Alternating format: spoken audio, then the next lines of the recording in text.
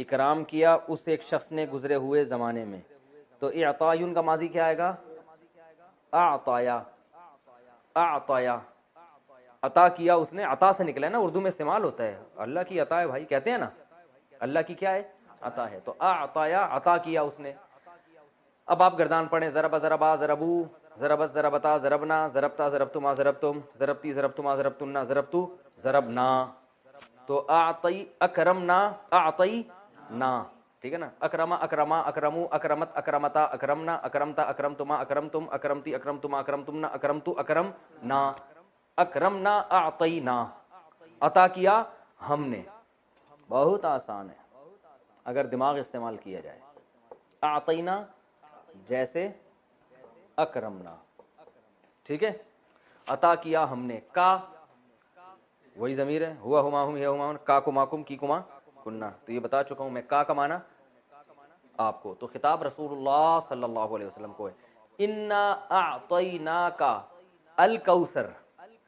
قرآن سامنے رکھ کر بیٹھیں گے نا تو یہ سب لکھا ہوا ہے وہاں پہ. لوگ مجھے شکایت نیچے کمنٹس میں آ رہا ہوتا ہے کہ ہمیں یہ لفظ سمجھ میں نہیں آ رہا. او بھائی قرآن سامنے رکھا ہوا ہے تو سمجھ میں کیوں نہیں آ رہا؟ عجیب، سمجھ میں آنے والی بات نہیں ہے. یہ تو میں پھر بھی ویسے ہی لکھوا رہا ہوں کہ ورنہ تو آپ کے سامنے جب قرآن رکھا ہوا ہے تو اعطینا بھی ہے اور اکرمنا بھی ہم نے پورا لکھوایا تھا آپ کو. اکرما تو وہ تو اب ہر چیز بچوں کی طرح تھوڑی ایک ایک چیز لکھوائی جائے گی، آپ کھوپڑی استعمال کرنی پڑے گی آپ کو. اعطیناک الکوثر. کوثر کہتے ہیں، کوثر کے دو مطلب آتے ہیں. ایک حوض کوثر جو رسول اللہ صلی اللہ علیہ وسلم کو قیامت کے دن عطا کی جائے گی اور آپ اس کے پانی سے امتیوں کو پانی پلائیں گے. اور حدیث میں آتا ہے جو وہ پانی پی لے گا قیامت تک اس کو پیاس، قیامت کہہ رہا ہوں، کبھی بھی اس کو پیاس نہیں لگے. قیامت تو آ چکی ہوگی نا، قیامت تک تھوڑی. اور کوثر خیر کثیر کو بھی کہتے ہیں، کوئی بھی بہت بڑی خیر ہو اس کو بھی کوثر کہتے ہیں. تو دونوں تفسیریں. انا اعطیناک الکوثر فصلی، یہ مزیدار ہے. فصلی، فا الگ لفظ ہے، فا کا معنی تو. صلی کیا ہے اصل میں یہ سمجھیں. صلی یہ کیا ہے؟ باب تفعیل آپ نے پڑھا تھا نا، تسبیح.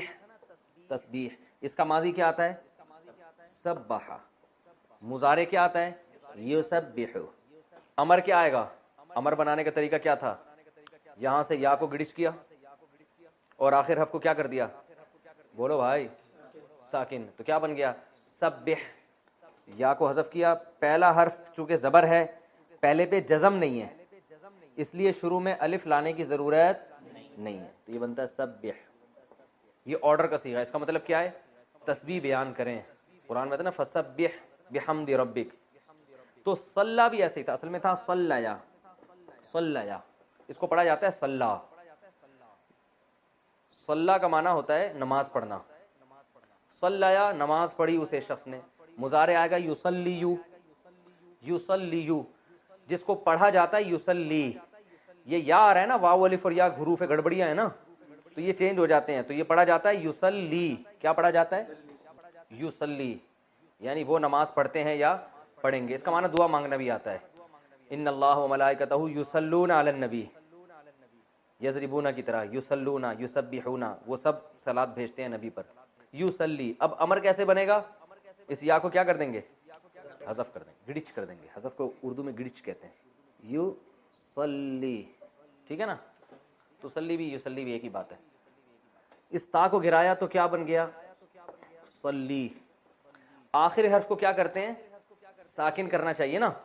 جیسے یسبح میں سبح، تو صلی میں آخری حرف کو دیکھا یہ پہلے سے ہی ساکن ہے تو ہمیں تو کرنا ہے کچھ نہ کچھ.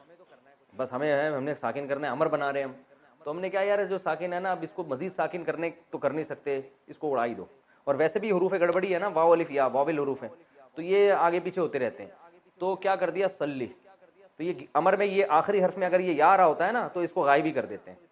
سمجھ میں آ گیا؟ ٹھیک ہے. نہیں آیا تو صلی امر کا صیغہ ہے، بس یہ ذہن میں رکھیں. باب تفعیل ہے، تسبیح کی طرح.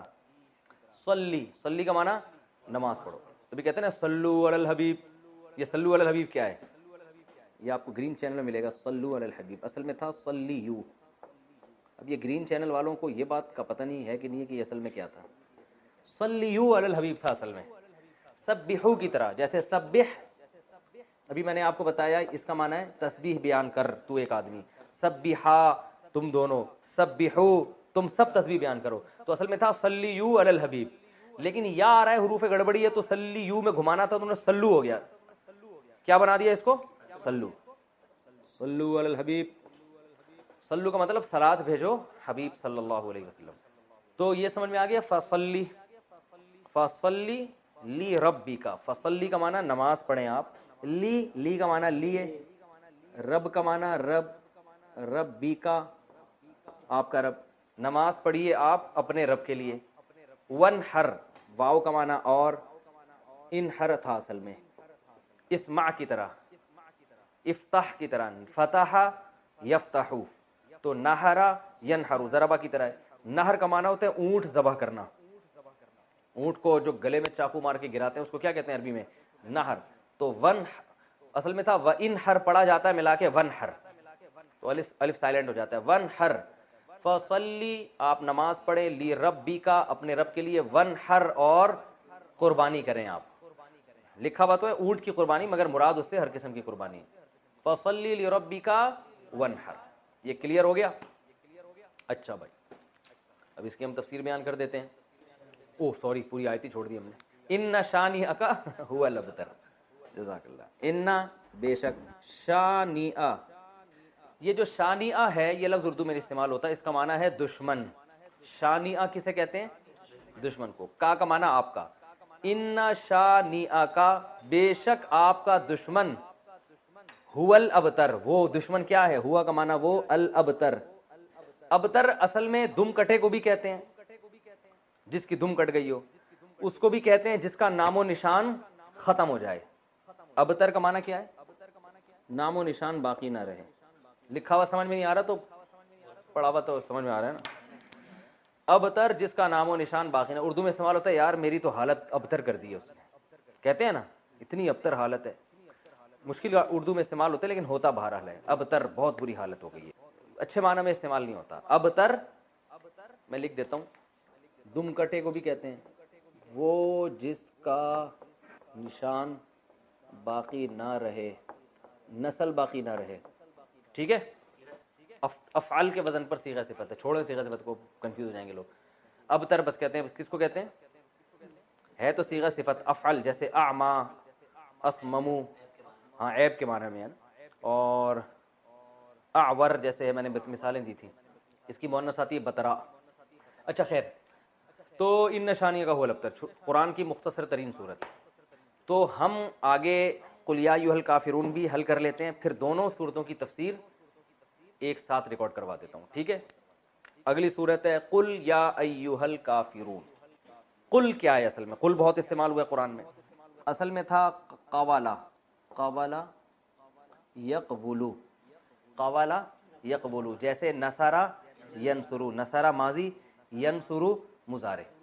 واو حروف گڑبڑی ہے, قوالا کو قالا پڑھتے ہیں, یقولو کو یقولو پڑھتے ہیں. یقولو کو کیا پڑھتے ہیں یقولو, وہ کہتا ہے یا کہے گا. جب امر بناتے ہیں تو سب سے پہلا کام ہمارا کیا ہوتا ہے, اس یا کو گرا دیتے ہیں, مارکیٹ سے کیا کر دیتے ہیں شارٹ. یہ بن گیا قولو, کیا بن گیا قولو, صاف کر کے لکھ دیتا ہوں یہاں پہ موٹا موٹا, قولو بن گیا. امر بناتے ہوئے کیا کرتے ہیں, آخر کو ساکن کرتے ہیں, بن گیا قول. شروع میں الف لے کر آتے ہیں اگر پہلا حرف ساکن ہو, نہیں ہو تو کچھ لانے کی ضرورت نہیں ہے. تو یہ کیا بن گیا قول, اس کا معنی ہے کہو, ایک آدمی سے خطاب ہو رہا ہے کہہ. اب قول اتنا لمبا ہے اور یہ ہے بھی واو گڑبڑی حرف ہے, تو عرب نے اس کو بنا کے دیا قل. اب قول کون بولے گا بھائی, اتنی دیر اس کی بات کرنے میں نہیں لگی جتنی دیر آپ کو اس کے کہنے میں لگ رہی ہے. بھائی میں آپ سے کہتا ہوں بات کریں, اور بات کرنے کا لفظ اتنا لمبا میں نے کھینچ دیا کہ آپ کے ٹائم ختم ہو چکا ہے. ایسے ہی کہ آپ نے جتنی دیر میں مجھے بات کرنے کے لیے کہا ہے, وہ کہے گا قول کچھ کہنے کے قابل چھوڑا نہیں ہے, ٹائم ختم ہو گیا, میٹنگ کا ٹائم, آپ جا سکتے ہیں. تو اس لیے عربوں نے کیا کیا, قول کو شارٹ کر کے کیا کر دیا, اور بہت اچھا کام کیا. صحیح ہے نا, بالکل مناسب کام کیا. جب قل سے بات بن رہی ہے تو قول کہنے کی ضرورت کیا ہے, تو انہوں نے قول کو بنا دیا قل. یہ عربی اہل لغت کی بات کر رہا ہوں, یہ نبی صلی اللہ علیہ وسلم سے پہلے جو عرب تھے نا, زبان تو خود ہی نیچرل اس میں بن جاتی ہے نا, تو یہ بن گیا قل. قل کا معنی کہیں, ٹھیک ہے نا, قول سے نکلا ہے, قول اردو میں استعمال ہوتا ہے, بات کو کہتے ہیں. دو بندوں کو بولیں گے تو قولا, قولو, قولی, ٹھیک ہے نا. اچھا قل کہہ دیں, یا کا معنی کیا ہے؟ اے. اردو میں استعمال ہوتا ہے یا اللہ، ہم کہتے ہیں نا یا اللہ، اے اللہ. قل یا ایھا الکافرون. ایھا، یہ ایھا کا لفظ بہت استعمال ہوا ہے.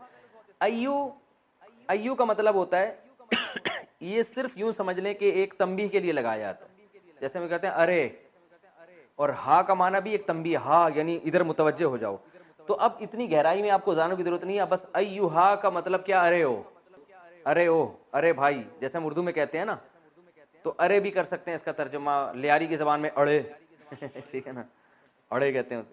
ہمارے یہاں ارے بھی. ایھا کا معنی او، اے. یا کا معنی اے، ایھا کا معنی او. اے او الکافرون، اے او کافرون. کافرون کون سا صیغہ ہے؟ کافر کی جمع ہے. کفارا یکفرو، نصارا ینصرو. اس میں فاعل آتا ہے ضاربن تو اس کا آئے گا کافرون، جمع آتا ہے ضاربون تو اس کا آئے گا کافرون. اے کافرو. نہیں آ رہی بات سمجھ میں تو رہنے دیں بھائی. قل یا ایھا الکافرون، اے کافرو، یہ ان سے خطاب ہے. لا اعبدو، اعبدو انصرو کی طرح. انصرو میں مدد کرتا ہوں، اعبدو میں عبادت کرتا ہوں. لا اعبدو میں عبادت نہیں کرتا. لا اعبدو ما، یہ جو ما ہے نا اس کے بہت سارے معنی آتے ہیں.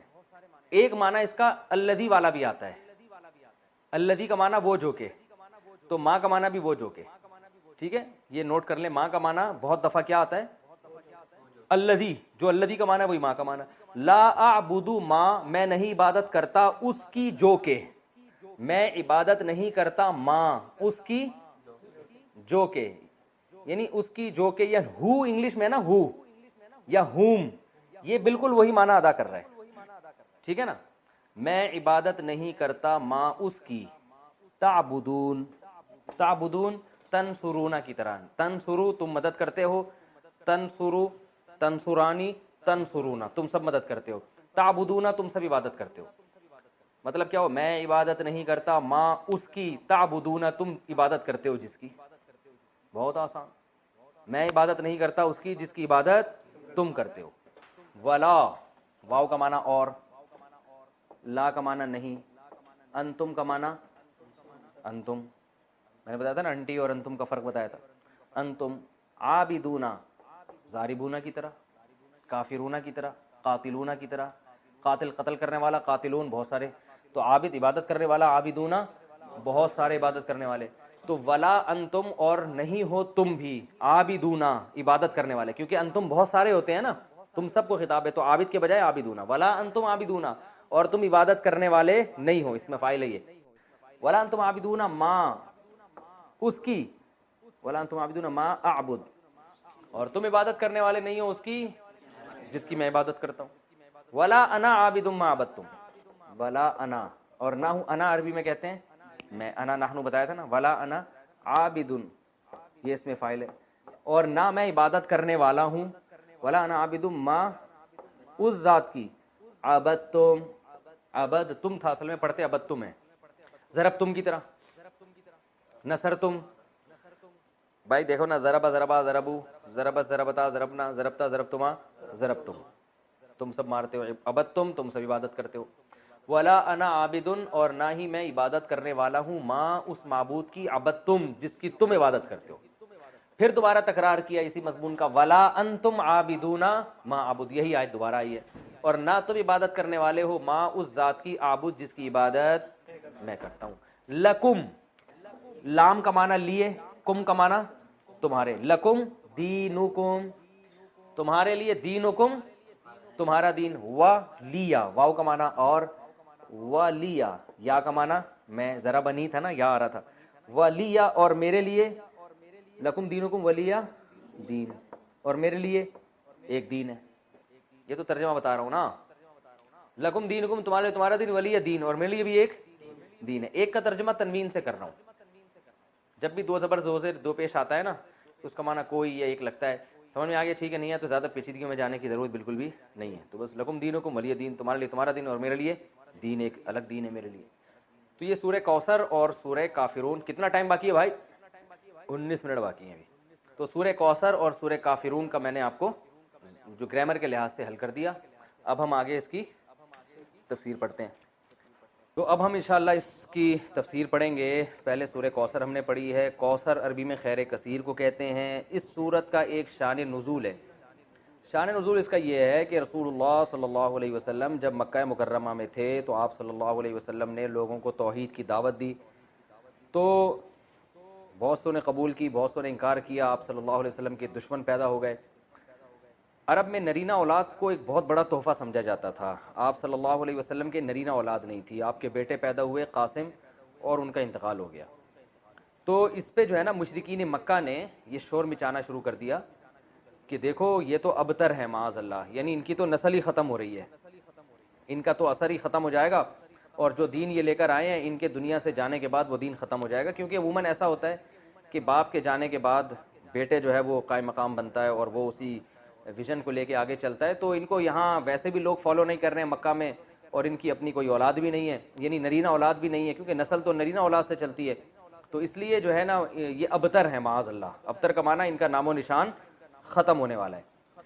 تو نبی صلی اللہ علیہ وسلم بشر تھے. آپ کو یہ تانے سن کے غم ہوتا تھا. انسان کو بہرحال ہوتا ہے جب کوئی اس کے خلاف منفی پروپیگنڈا کرتا ہے.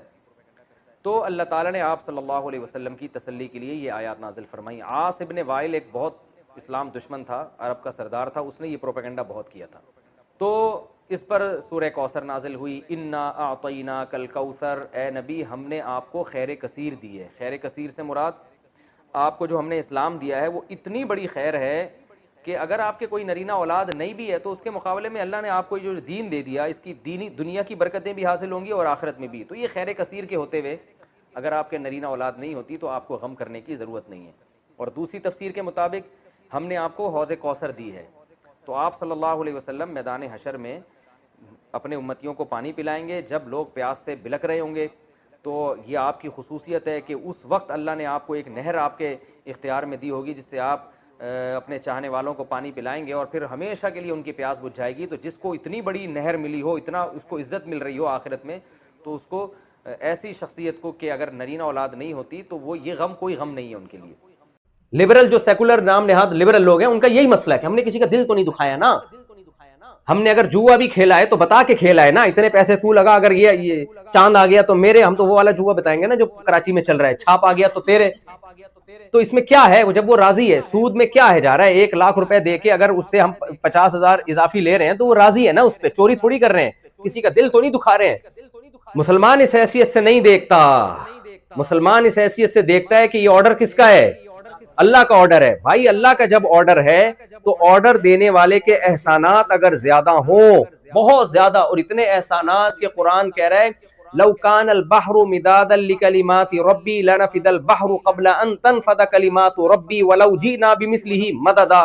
ساری دنیا کے درخت قلم بن جائیں, ساری دنیا کے سمندر سیاہی بن جائیں, اور تم اللہ کے احسانات لکھنا شروع کرو, اللہ کے کلمات لکھنا شروع کرو, سمندروں کی سیاہی خشک ہو جائے گی اور درخت کے قلم گھس گھس کے ختم ہو جائیں گے.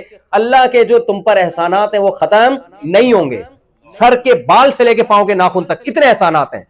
جس خدا کے احسانات کے سمندر میں ڈوبے ہوئے ہیں وہ ہمیں آرڈر دے رہا ہے کہ فجر پڑھ لو. آپ کا یار میری آنکھ نہیں کھلتی, وہ آپ کو آرڈر دے رہا ہے ظہر پڑھ لو. وہ یہ تھوڑی کہہ رہا ہے سارے دن بیٹھ کے نمازیں پڑھو, وہ یہ تھوڑی کہہ رہا ہے صبح اٹھنا ہی ہے نا, وہ کہہ رہا ہے جلدی اٹھ جاؤ, انسان کے بچے بن جاؤ, صبح ٹائم پہ جلدی اٹھ جاؤ. میں تھائی لینڈ میں تھا, میں نے 6 بجے دیکھا ساری مارکیٹیں کھلی ہوئی ہیں. میں نے کہا ان کے لیے مارکیٹوں کے لیے پوری قوم کا اٹھنا بہت آسان ہے, اور ہمارے لیے خدا کا حکم سمجھ کے فجر کے لیے اٹھنا مشکل کام ہے. وجہ کیا ہے, کنفیوز ہے, پتہ نہیں خدا کا آرڈر ہے بھی یا نہیں ہے. ہے تو ہلکا لے لیا. ہلکا کیوں لیا؟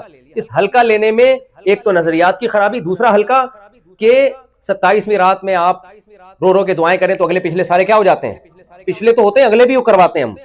تبھی 27ویں رات میں جب ختم قرآن کے موقع پہ لوگ دعائیں مانگ رہے ہوتے ہیں نا, ایسے نوجوانوں کو میں جانتا ہوں, ان کا عید والے دن فلم دیکھنے کا پورا پروگرام ہوتا ہے, ان کا پورا پلان ہوتا ہے کہ ہم فلم دیکھیں گے جا کے, اور نئی فلم آ رہی ہے عیدوں پہ, اکثر نئی فلمیں چلتی ہیں نا, تو اب تو پتہ نہیں پاکستان میں چل رہی ہیں کہ نہیں چل رہی, تو ہم جو ہے یہ کریں گے وہ کریں گے, اور پھر رو رو کے دعائیں ہوتی ہیں, اور گرل فرینڈ کا فون بج رہا ہوتا ہے, اس کو کہتے ہیں ابھی تھوڑا دعا سے فارغ ہو جاؤں پھر بات کروں گا میں آپ سے. تو وجہ کیا ہے بھائی, آپ اللہ کے آرڈر کو کیا لے رہے ہو, ہلکا لے رہے ہو. رمضان میں جو ہر ایک کے گناہ معاف ہوتے ہیں نا, تو حدیث میں یہ بھی تو آتا ہے کہ بہت سے روزے دار ایسے ہیں جن کو روزے میں بھوک کے علاوہ کچھ بھی نہیں حاصل ہوتا, حالانکہ روزہ تو وہ بھی رکھ رہے ہیں. بہت سے راتوں کی عبادت کرنے والے ایسے ہیں جن کو بے خوابی کے علاوہ کچھ بھی حاصل نہیں ہوتا. یہ بھی تو ہے نا حدیث میں. تو جس کے احسانات زیادہ ہوں اس کے آرڈر کی ویلیو خود بخود بولو بڑھ جاتی. اب دیکھو کسی نے آپ پہ بہت سارے احسانات کی، میں ایک مثال دے رہا تھا نا، آپ کسی کو پاکستان سے لے آئے یا انڈیا سے لے آئے اور بیچارہ بے روزگار تھا یہاں امریکہ میں، آپ نے اس کو اسٹیبل کیا وغیرہ وغیرہ وغیرہ، اب آپ اس سے کہہ رہے ہیں یار آج میں تھکا ہوں چائے پلا دے. وہ بہت سے لوگ ایسے ہوتے ہیں، وہ دیکھتا ہی نہیں مڑ کے، پوچھتا ہی نہیں ہے، ایسے گھننے بن جاتے ہیں جیسے پہچانتے ہی نہیں ہو. قرضہ لینے سے پہلے اور لینے کے بعد جو حالت ہوتی ہے وہ حالت ہو جاتی ہے. آپ قرضہ لیں، کل کسی نے مجھے کہا کہ میں اتنے قرضوں میں ڈوب گیا ہوں، میرے ساتھ تھوڑی سی تعاون ہو. میں نے کہا کس سلسلے میں ڈوبے ہو؟ کہتے ہیں میں نے بہت لوگوں سے، میں نے یعنی کاروبار کے سلسلے میں قرضہ لیا ہے. مجھ سے کوئی مشورہ لے رہا تھا کاروبار کے سلسلے میں، میں نے قرضہ لیا ہے تو اب میں کاروبار چلا نہیں، میں قرضوں میں ڈوب گیا ہوں، تو کچھ تھوڑا سا تعاون کر دیں. میں نے ساتھی سے کہا میں اگر اس کو دوں گا نا، اس نے جن لوگوں سے قرضہ لیا ہے ان کو واپس نہیں کرنا، اس نے دوبارہ سے کاروبار کرنا ہے. کیونکہ جب جیب میں دھیلا نہیں تھا کمبخت، تمہیں کاروبار کرنے کی ضرورت کیا تھی؟ دوسروں کے پیسوں پہ کھیل رہے ہوتے ہیں. تو ایسے لالچی لوگ، میں نے کہا ان کو آپ جتنی بھی زکاتیں دے دو، یہ یاد رکھو ہمارے تجربوں سے کچھ چیزیں سیکھنے کی ہیں. یہ بھی میں قیام تام کے لیے تھوڑا سا ٹریک سے اترا ہوں. یہ تجربوں سے سیکھنے کی چیزیں ہیں. جو لوگوں سے پیسے لے کے کاروبار کرتا ہے اپنا دھیلا نہ لگائے. پہلی بات وہ کاروبار ڈبوئے گا تو لازمی. اگر وہ آپ کو پروفٹ کما کے دے رہا ہے تو سمجھو زیادہ بڑا فراڈی ہے وہ. بھائی کوئی صاحب یہ کام کرتے ہو تم، وہ ٹھیک ہوں گے، ان کے علاوہ کی بات کر رہا ہوں. ہاں تو وہ جو پیسے لے گا نا آپ سے، وہ لے کے ڈبوئے گا پہلی بات. اور اگر پروفٹ دے رہا ہے تو زیادہ خطرناک ہے، وہ اعتماد بحال کر رہا ہے تاکہ اور زیادہ دیں آپ، پھر آخر میں لے کے بھاگے گا وہ. اور دوسرا، بھاگنے کے بعد جب اس پہ قرضے چڑھیں گے تو پھر وہ لوگوں سے زکاتیں لے کے یہ نہیں کرے گا کہ جن کا قرضہ ان کو واپس کرے. وہ جہاں کہہ رہے 10 آدمیوں کا قرضہ چڑھا ہوا ہے تو ایک ان کا بھی چڑھ جائے تو کیا آ جا رہا ہے؟ تو اس میں کون سا ایسا ٹینشن والی بات ہے؟ تو جس کے احسانات کے بوجھ تلے آپ ڈوبے ہوئے ہو، اس کا چھوٹا سا حکم کی نافرمانی بھی یہ چھوٹی نافرمانی کہلاتی ہے یا بڑی نافرمانی کہلاتی ہے؟ تبھی تو اسلام میں سب سے زیادہ جن کے احکامات کی تاکید کا حکم ہے، جن کے ساتھ حسن سلوک کا حکم ہے، وہ کون ہے؟ بولے نا زبان سے، وہ ماں باپ ہے.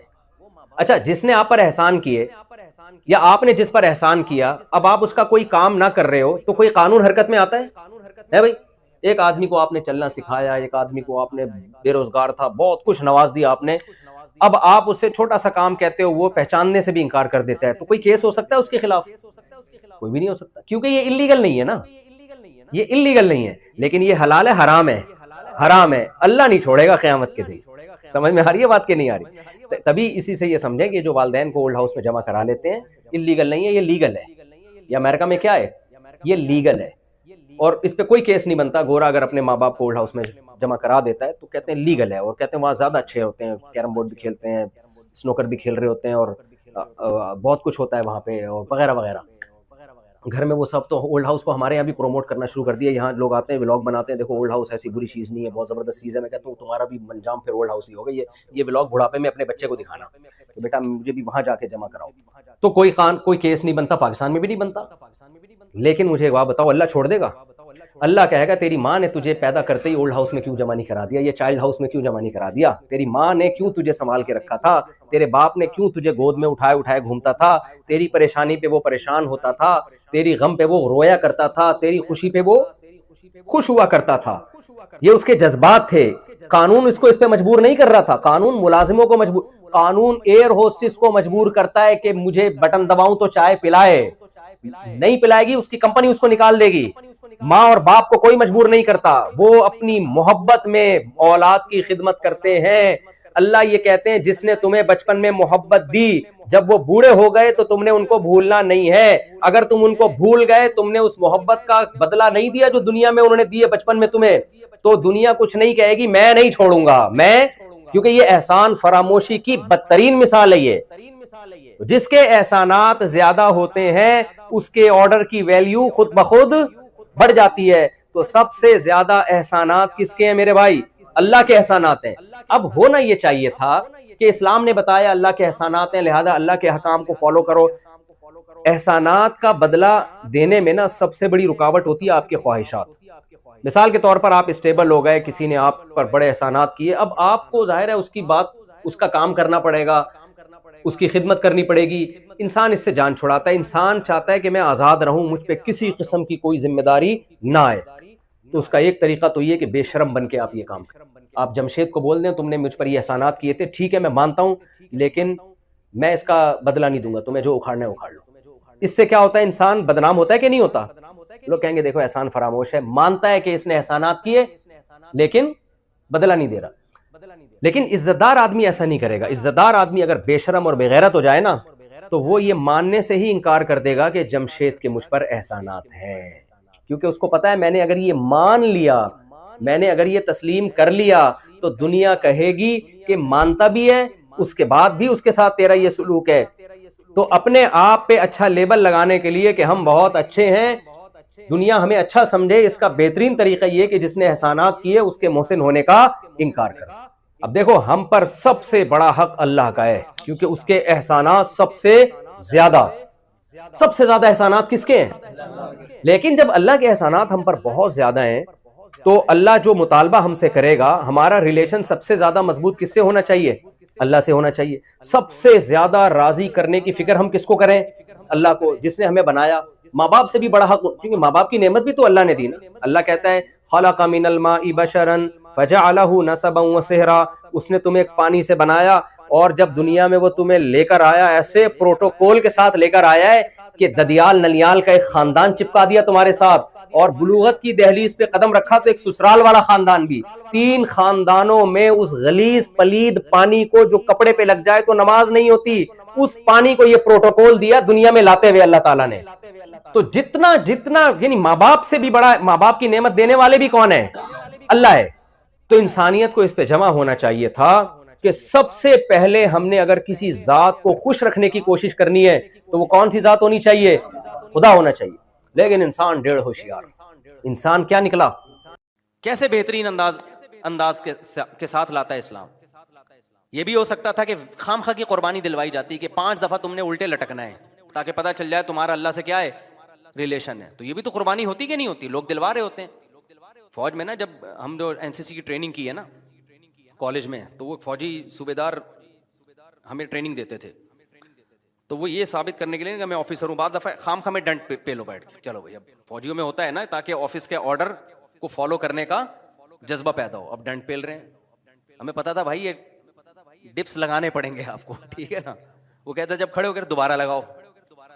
تو یہ سکھایا جاتا ہے فوجیوں کو قربانی کا جذبہ پیدا کرنے کے لیے. تو اللہ میاں ایسے بھی کر سکتے تھے کہ بس الٹے لٹک جاؤ، ٹھیک ہے نا، 5 ٹائم. قربانی دلوائی ہے لیکن ایسے طریقے سے دلوائی ہے کہ اس میں ہمیں روحانی سکون ملے، اس میں ہمارا اللہ سے ریلیشن قائم ہو، اس میں ہمیں لطف اور مزہ آئے، ہماری دنیا بھی سدھر جائے اس سے. ہمیں حکم دیا سب سے پہلے فجر کی نماز رکھی تاکہ مسلمان صبح دیر سے اٹھنے والی قوم نہ بنے. اللہ میاں یہ بھی کر سکتے تھے کہ پہلی نماز 11 بجے، دوسری نماز شام 3:30 بجے، 4-5 نمازیں ایسے کر دیتے. جہلم والی سرکار نے تو کر دی، فجر رکھی ہے اور ظہر کے بارے میں بولا ہے کہ عصر سے 20 منٹ پہلے آپ ظہر عصر پڑھ لیں اور غروب آفتاب ہوتے ہی مغرب عشاء بھی اکٹھی پڑھ لیں. تو یہ عملی طور پر 2 نمازیں ہوئی ہیں، ٹھیک ہے نا. 5 نمازوں کا مطلب ہوتا ہے اپنی تمام مصروفیات کو دوبارہ سے فارغ کر کے نماز کے لیے آنا. ظہر میں آپ سارے کام چھوڑ کے آتے ہو، پھر واپس چلے جاتے ہو، پھر عصر میں الگ سے آتے ہو، پھر واپس چلے جاتے ہو، پھر مغرب میں الگ سے آتے ہو، پھر واپس چلے جاتے ہو، پھر عشاء میں الگ سے آتے ہو. یہ 5 دفعہ قربانی دلوائی جا رہی ہے. اگر اس طرح سے نمازیں اکٹھی کرنے کا اسلام میں حکم ہوتا تو 3 دفعہ قربانی ہوتی، 5 دفعہ قربانی نہیں ہوتی. دیکھو ہم ظہر سے پہلے 4 سنتیں پڑھتے ہیں اور 4 فرض پڑھتے ہیں. ان سنتیں پڑھنے میں کوئی قربانی ہوتی ہے ہمیں؟ اس لیے کہ تو نماز کے لیے آئے ہوئے ہیں نا. تو اگر ہم 4 فرض کے ساتھ 4 عصر بھی پڑھ لیں تو عصر کی قربانی تھوڑی ہی پھر یہ. تو 5 نمازوں کا مطلب ہی 5 ٹائم پہ آنا ہے. اس میں شاپنگ واپنگ ہی تو رکاوٹ بنتی ہے اور آپ نے شاپنگ کے لیے کہہ دیا ہے. اہل حدیث، حالانکہ اہل حدیث یہ مانتے نہیں ہے لیکن یہ اس کی عادت ہے جہلم والی سرکار کی کہ کسی بھی مسلک میں کوئی بھی الٹا فتویٰ دے رہا ہوگا نا تو اس الٹے مولوی کو لا کے ہائی لائٹ کر کے مسلک کو بدنام کرنا. تو ایک اہل حدیث کا وہ چلایا کہ ایک اہل حدیث کہتے ہیں کہ میں جب 12:30 بجے شاپنگ کے لیے جاتا ہوں نا اپنی بیوی کو لے کے تو 12:30 بجے ظہر کے ساتھ کیا پڑھ لیتا ہوں. یہ جہلم والی سرکار کا کلپ میں نے خود اپنے کانوں سے سنا ہے کہ 12:30 یا 12 بجے جیسے ہی ظہر کا وقت داخل ہوا تو ظہر کے ساتھ فوراً کیا پڑھ لیتا ہوں؟ عصر. حالانکہ قرآن میں سورہ نور میں اللہ کیا کہتے ہیں؟ رجال لا تلہیہم تجارت ولا بیع عن ذکر اللہ و اقام الصلاۃ. مسجدوں میں ایسے لوگ ہوتے ہیں کہ ان کو تجارت اللہ کی یاد اور نماز سے غافل نہیں کرتی. بزنس ہی اللہ کی یاد، اور اللہ فرماتے ہیں مسجدوں میں ہوتے ہیں. پتہ چلتا ہے کہ کہاں آگے پڑھنی ہوتی ہے؟ جماعت سے بھی اور اپنے ٹائم پہ بھی, اور اسی شاپنگ کو آپ نے ذریعہ بنا لیا 2 نمازیں اکٹھی کرنے کا, اثر گول کر دیا آپ نے. یہ ہے تفقع اور بصیرت, سمجھتے ہو؟ اور اس نماز کا اجر خراب کیا ہے جس کی سب سے زیادہ تاکید قرآن بیان کر رہا ہے. تو خیر, تو کیسا ریلیشن ہے؟ جلدی سے بات کو سمیٹ کے میں ختم کرتا ہوں. سب سے پہلے اللہ کیا کہتا ہے مسلمان اپنے مسلم ہونا ثابت کرنے کے لیے کہ میرا اللہ سے ریلیشن ہے؟ اللہ نے کہا کہ 5 ٹائم نماز پڑھنی پڑے گی. اور یہ 5 ٹائم نماز کیوں رکھی ہے پتہ ہے آپ کو؟ کیونکہ وقت میں بہت بڑی تبدیلی ہوتی ہے. اللہ کہتے ہیں جب بھی اس کائنات میں بڑی تبدیلی ہوگی تو سب سے پہلے میرے سامنے سجدہ کرو گے, اس کے بعد اپنے کاموں میں لگو گے. تبھی تو قرآن کہتا ہے اقیم الصلاۃ لدلوک الشمس الی غسق اللیل, نمازوں کو قائم کرو دلوک شمس, سورج ڈھلکنے کے وقت, الی غسق اللیل, اور راتوں کے اندھیروں میں. تو غسق اللیل میں 2 نمازیں آ گئیں, مغرب اور عشاء. یہ دونوں رات کی نمازیں ہیں, لیکن ان دونوں کے اوقات میں بڑا فرق ہوتا ہے. مغرب میں فل اندھیرا نہیں ہوتا لیکن روشنی بھی نہیں ہوتی, بہت زیادہ وقت میں تغیر ہو جاتا ہے. اور غسق جو ہے لیل جب انتہائی درجے کی ہوتی ہے تو وہ عشاء کا وقت, جب بالکل کیا ہو جاتا ہے اندھیرا. آگے اللہ کہتے ہیں وقرآن الفجر, اور پھر فجر کا وقت بالکل ڈفرینٹ ٹائم ہوتا ہے. مغرب کا وقت باقی اوقات سے بالکل مختلف ہے. سورج ڈھل گیا, غروب ہو گیا, لیکن ابھی روشنی ہے, اندھیرا شروع نہیں ہوا. پھر گھپ اندھیرا ہو گیا. یہ کیا ہے؟ یہ بڑا تغیر ہو رہا ہے زمین کے اندر. تغیر سمجھتے ہو؟ تبدیلی, چینجنگ, آسان لفظ استعمال کرنا چاہیے مجھے بھی. بڑی چینجنگ آ رہی ہے ٹائمنگ میں, اور اس سے انسان کے جذبات میں اور احساسات میں بڑا فرق پڑتا ہے.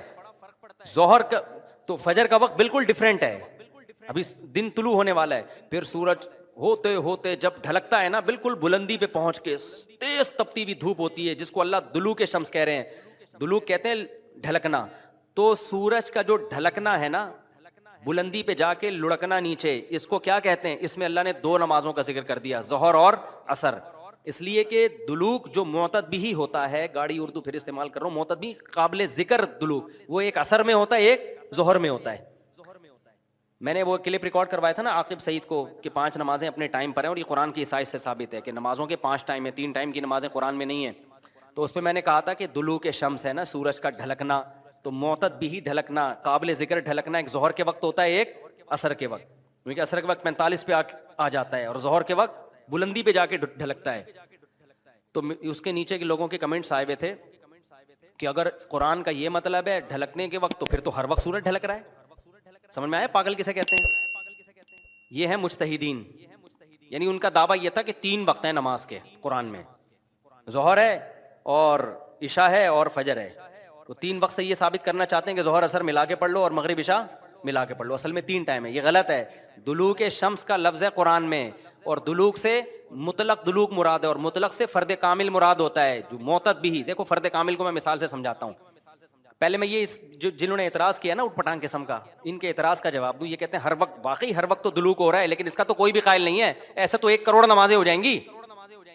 ابے سورج بلندی پہ جا کے جب تک پورا غروب نہیں ہوتا تو ہر سیکنڈ ڈھلک ہی رہا ہے نا, تو کیا ہر سیکنڈ میں نماز پڑھیں گے؟ تو ظاہر ہے قرآن وہ بات کرے گا جو انسانوں کے فہم کے مطابق ہوں گی. تو اس سے صاف پتہ چلتا ہے وہ ڈھلکنا مراد ہے جو قابل ذکر ڈھلکنا ہو. تو قابل ذکر ڈھلکنا جس کو اصطلاح میں کہتے ہیں معتد بھی ڈھلکان, وہ جب ہے جب بلندی پہ جا کے پہلی دفعہ ڈھلکنا شروع ہو اور پھر 45 کے زاویے پہ آ جائے. اس سے زیادہ ڈھلکان والی نماز حدیث سے ثابت بھی نہیں ہے. نہیں آئی میرا خیال ہے بات؟ تو مطلق سے فرد کامل مراد ہوتا ہے. اس کو میں مثال سے سمجھاتا ہوں. دیکھو میں آپ سے کہتا ہوں چائے لے کر آؤ, آپ برف ڈال کے ٹھنڈی چائے لے آئے, میں کہوں گا یہ کیا لے آیا؟ آپ کہیں آپ نے بولا تھا گرم چائے لاؤ. میں بولوں گا جب میں نے چائے کا لفظ مطلق بولا ہے, اس کے ساتھ کوئی گرم یا ٹھنڈے کی قید نہیں لگائی, تو اس سے فرد کامل ہی مراد ہوتا ہے. کامل فرد چائے کا کیا ہے؟ کامل درجے کی چائے کیا ہے؟ جو گرم ہوتی ہے, درمیانی درجے کا میٹھا ہوتا ہے اور مناسب سی پتی ہوتی ہے. میں نے آپ سے کہا چائے لے کر آؤ, آپ 6 چمچ زہر بنا کے نا پتیوں کے ڈال کے لے آئے, اور سب میں نے کہا یہ کیا لے کر آیا ہے؟ آپ کہہ رہے ہیں, آپ بول رہے ہیں چائے. میں کہا بھائی تو زہر بنا دی. تو آپ بولو آپ نے یہ تھوڑی کہا تھا نارمل چائے, آپ نے تو چائے بولا تھا. تو چائے میں تو کوئی بھی چائے. سمجھ میں آ رہی ہے بات کہ نہیں آ رہی؟ یہ چیزیں اصول فقہ میں پڑھی جاتی ہیں جو آج کل کے اسکالرز نے نہیں پڑھی, تبھی قرآن و حدیث کا مطلب بھی ان کو سمجھ میں نہیں آتا. تو المطلق اذا اطلق یراد به الفرد الکامل, یہ اصول فقہ کا مسئلہ ہے اور لغت کا بھی مسئلہ ہے. قاعدہ ہے, ضابطہ ہے کہ جب بھی کوئی لفظ علی الاطلاق بغیر کسی قید کے بولا جائے گا تو فرد کامل مراد ہوتا. اکمل نہیں, اکمل کا مطلب بہت اوپر کی زعفران والی چائے, نہ نہ, فرد کامل جو ناقص نہ ہو. زعفران والی چائے لے آؤ گے پھر بھی برا لگے گا. آپ بولو گے بھائی مفتی صاحب آپ نے چائے بولا تھا اور کہا تھا کہ فرد کامل مراد ہوتا ہے, تو میں اس میں زعفران ڈال کے لے آیا. اب میں پتہ نہیں زعفران پیوں نہیں پیوں یار, تو کیا کر کے لے آیا؟ میں تو کامل نہیں, میں تو اکمل. تو میں بولوں گا قاعدہ یہ ہے کہ مطلق جب بولا جاتا ہے تو نارمل جو کامل ناقص نہ ہو, اکمل مراد نہیں ہوتا اس سے. سمجھتے ہو؟ تو یہ قاعدے قرآن و سنت پہ بھی جاری ہوتے ہیں, کیونکہ اللہ میاں نے بھی تو کلام کیا ہے نا, نبی نے بھی تو کلام کیا ہے, تو نبی کے کلام میں بھی وہی لغت کے قاعدے چلیں گے جو عام قاعدے ہیں. سمجھتے ہو گے نہیں سمجھتے؟ تو اب دیکھو قرآن کہہ رہے اقیم الصلاۃ لدلوک الشمس, سورج کے ڈھلکنے کے وقت. تو ڈھلکنے سے فرد کامل جو کامل درجے کا ڈھلکنا ہے, تو کامل درجے کا ڈھلکنا ایک جب بالکل بلندی پہ جا کے ڈھلکنا شروع ہوتا ہے, اس کو کہتے ہیں ڈھلکنا, پہلی دفعہ جب ڈھلکنا. اور دوسرا جب 45 کے زاویے پر جو عصر کے قریب کا ٹائم ہے جس میں سورج میں تغیر پیدا ہونا شروع ہو جاتا ہے, تو یہ ڈھلکنا ہے. تو اب جب بھی زمین میں کوئی نیا ٹائم داخل ہوتا ہے نا, تو اللہ کہتے ہیں کیا کرنا ہے؟ سب سے پہلے اللہ کا شکر. تبھی علماء نے اصول فقہ کی کتابوں میں لکھا ہے کہ نمازوں کے جو اوقات ہیں نا, یہی نماز کا سبب ہے. سمجھتے ہو؟ اللہ میاں نے نمازوں کے اوقات کو نماز کا سبب بنا دیا. اب اس بات کو بھی سمجھو, اصل میں نماز کا سبب ہے اللہ کے احسانات. نماز جو ہم پڑھتے ہیں اس کا اصل سبب کیا ہے؟ اللہ کے احسانات. اب اللہ کے احسانات تو 24 گھنٹے ہیں, تو کیا 24 گھنٹے پڑھتے رہیں؟ ظاہر ہے اس میں حرج ہے. تو اللہ میاں نے کیا کیا؟ اللہ میاں نے بولا دیکھو شریعت کا ایک اصول ہے. ابھی کیا تمہیں پورا اصول فقہ بیٹھا کے سمجھاؤں میں, لیکن کیا کریں, سمجھائے بات سمجھ میں آتی نہیں. دیکھو شریعت کا اور کامن سینس کا بھی ایک اصول ہے کہ جب کسی, پہلے مشکل اردو میں سمجھاتا ہوں پھر ایکسپلین کروں گا. جب کسی حکم کا مدار حقیقت کسی حقیقی سبب پہ رکھنا ممکن نہیں ہوتا نا, تو سبب ظاہر پر حکم کا مدار رکھا جاتا ہے. مشکل ہے مجھے پتا ہے, آسان کر کے سمجھا رہا ہوں. دیکھو ہم جو سفر میں 2 رکعتیں پڑھتے ہیں, اس کی اصل وجہ ہے مشقت. کیوں ہم 2 رکعتیں پڑھتے ہیں؟ بھائی ٹینشن ہے سفر میں. اللہ نے نماز کیا کر دی کہ بھائی سفر میں آدمی ایسے راحت میں نہیں ہوتا جیسے گھر میں ہوتا ہے نا. تو اللہ میاں نے کیا حکم دیا کہ بھائی کتنی پڑھنی ہے؟ 2 پڑھنی ہے. تو اصل جو وجہ ہے نا سفر میں 4 کی 2 جو اللہ نے کر دی ہیں, اس لیے کہ سفر میں آدمی اتنی خوشی اور راحت میں نہیں ہوتا بلکہ تھوڑی سی ٹینشن میں ہوتا ہے. لیکن اگر اللہ تعالیٰ یہ کہتے کہ ٹینشن ہی پر حکم کا مدار ہے, تو یہ ٹینشن کم ہونے کے بجائے بڑھ جاتی. وجہ اس کی ہے کہ ہم سوچتے رہتے پتہ نہیں مجھے سفر میں ٹینشن ہو بھی رہی ہے کہ نہیں ہو رہی ہے. بعض دفعہ لوگ سفر میں گھر کی نسبت زیادہ خوش ہوتے ہیں. آپ جا رہے ہو جہاز میں یا ٹرین میں, بڑا مزہ آ رہا ہے, آدمی کو یار اللہ میاں نے تو کہا تھا ٹینشن کی, اب تو ٹینشن نہیں ہو رہی. تو وہمی تو ویسے ہی بڑھ جاتا وہمیوں کا پروگرام نا. وہ تو سارا جو 6 گھنٹے جس کا وضو نہیں ہوتا, وہ یہ کیسے سوچے گا کہ مجھے ٹینشن ہو رہی ہے کہ نہیں ہو رہی. پھر اگر ہو رہی ہے تو کتنے کلو ٹینشن ہو رہی ہے. بعض دفعہ ہو رہی ہے لیکن آدمی کہتا ہے یار اتنی تو مجھے گھر میں بھی ہوتی ہے, یا ہو سکتا ہے نہیں ہوتی ہے.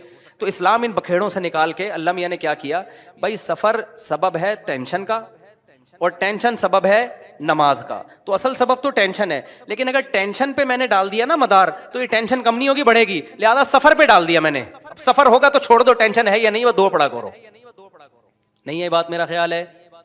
تو یہ ٹینشن سے بچانے کے لیے اللہ نے کہہ دیا اب سفر میں چاہے انجوائے بھی کر رہا ہوں نا آدمی, تو بھی ہم کتنی پڑھتے ہیں؟ 2 پڑھتے ہیں. اور مقام پہ جتنی مرضی ٹینشن میں ہوں پھر بھی پوری 4 پڑھتے ہیں. تو یہ اصول, اور یہ دنیا میں بھی یہ اصول چلتے ہیں. سمجھتے ہو کہ نہیں سمجھتے؟ تو یہاں بھی اللہ نے کیا کیا, اللہ میاں نے فرمایا اصل میں تو تم پہ نماز فرض ہے اس لیے کہ میرے احسانات تم پر بہت ہیں. اب وہ احسانات تو ہر وقت بولو ہوتے رہتے ہیں. اب ہر وقت احسانات ہیں تو اب ہر وقت پڑھتے رہیں نماز, وہ تو ناممکن ہے. تو اللہ میاں نے کہا کہ بھائی دیکھو اللہ کے احسانات میں جو تجدد ہوتا ہے نا, جدت آتی ہے, وہ ٹائم کے لحاظ سے آتی ہے. ہماری پوری زندگی کا نظام کس سے چل رہا ہے؟ ٹائم سے چل رہا ہے. تو وقت جیسے ہی تبدیل ہوتا ہے نا, ایک نئی نعمت کا ظہور ہوتا ہے. تو تبدیلی وقت پہ حکم کا مدار رکھ دیا اللہ تعالیٰ نے. ٹائم جیسے جیسے چینج ہوگا تو سمجھ لو کہ اللہ کی نئی نعمت مل رہی ہے تمہیں, تو اس نئی نعمت پہ شکرانے کے لیے تم نے کیا کرنا ہے؟ نماز پڑھنی ہے. تو ٹائم چینج ہوتا ہے, تو ٹائم جو ہے نا, اب ٹائم تو 24 گھنٹے میں ہر سیکنڈ میں چینج ہو رہا ہے. تو وہی بات ہے, اللہ نے کہا ہر سیکنڈ میں چینج ہو رہا ہے, لیکن دلوک شمس والا ٹائم اور رات والا ٹائم اور وہ قرآن الفجر, فجر والا ٹائم, یہ اس میں ٹائم میں بڑا تغیر آتا ہے، تو بڑا تغیر آتا ہے تو نئی نعمت مل رہی ہے، اور لہذا جب نئی نعمت مل رہی ہے حقیقت میں نہ بھی مل رہی ہو اور حقیقت میں اس سے پہلے بھی مل رہی ہو نہیں، لیکن اب فرض یہ کر لیا گیا ہے کہ جب ٹائم چینج ہوگا تمہیں نئی نعمت ملے گی.